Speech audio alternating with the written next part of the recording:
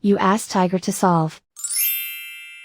This deals with linear equations with one unknown. The final result is x equals 80/13. Let's solve it step by step.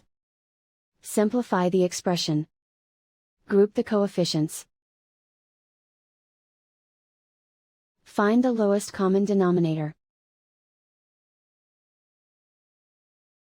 Multiply the denominators. Multiply the numerators. Combine the fractions. Combine the numerators. Isolate the x. Multiply both sides by inverse fraction 40/13.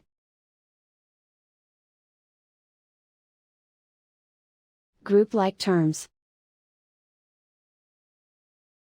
Multiply the coefficients. Simplify the fraction. Multiply the fractions. Simplify the arithmetic. And so the final result is x equals 80/13.